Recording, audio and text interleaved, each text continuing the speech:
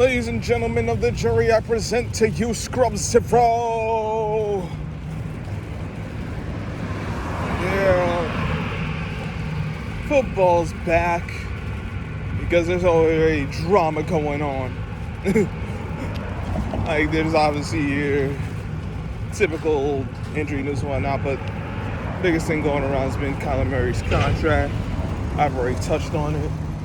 I will say that since I didn't say on my video, shout out to C-Pen because I heard him say on HD's live last night. But also, and then so that, and I took a look for myself while I was at work that the Cardinals announced on Thursday that they took out the Addendum on Wednesday.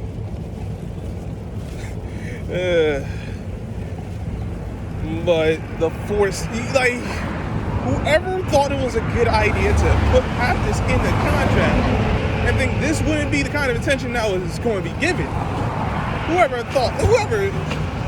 didn't have the foresight to see this was a possibility should, man, I say get new everything. Cardinals need a new owner, they need a new GM, they need a new head coach, and they need a new quarterback. Is that going too far? I'm exaggerating, but like, that's the kind of thing where, yeah, I will exaggerate.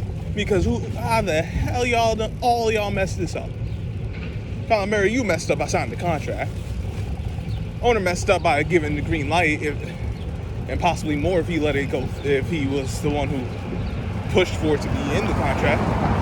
And then you got your GM and head coach who are considering that you want everyone on the same accord. GM's handling the contract situation, then he falls into it too, because how you have this in the contract and not have the foresight like on the same good idea. And then the head coach, I don't know how into the contracts the head coach is, but if he was in the conversations, all y'all done dropped the ball. But this is Arizona. I'd say I'm surprised, but I'm not. We know the history.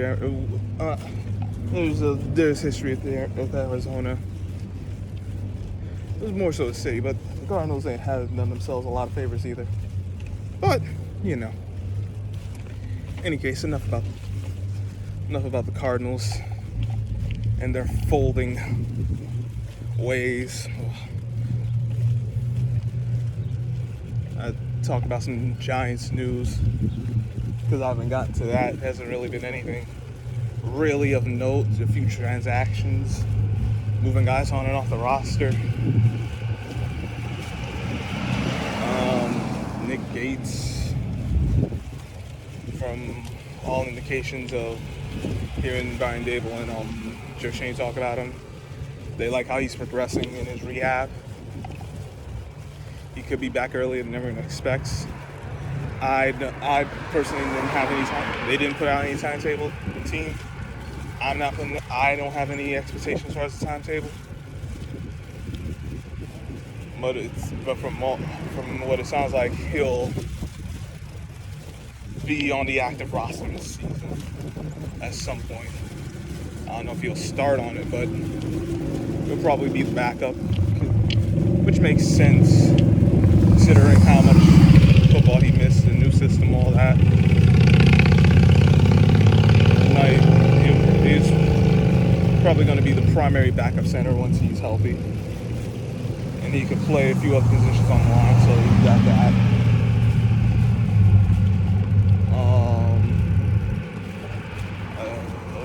Ojolari, he's out of practice with the hamstring injury. He's taking it slow, day by day. Hopefully he doesn't miss too much time, but we'll see. We need bodies because the Giants haven't been able to stay healthy for how long. But hopefully you can get some work in during this training camp and be ready to go for the regular season. Bellinger was on the PUP list But before the first practice, he came off and he's been practice Wednesday and Thursday, so that's good to see.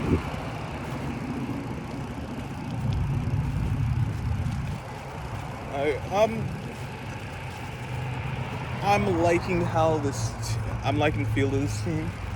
There's still things they got to work on, or we got to get sorted and whatnot, but I like how things are going to this point.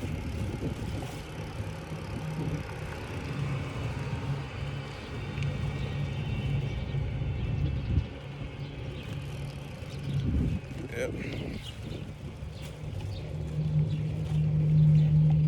I'm just ready for some football, damn it, but we're going to see how it goes. Got to take a deeper look at some of the moves of the Giants, like how practices are going and whatnot in a little more detail, but it's nothing. But as far as all the notable, I guess, if you will, moves, I think I touched upon everything. Well, there was one other move. Giants a few days ago signed safety Andrew Adams. He was with the team to start his career. He'd been on the Bucs for a while. Now he comes back, so hopefully that helps out with depth and experience and whatnot. Got to take a look and see how some of these other teams are doing.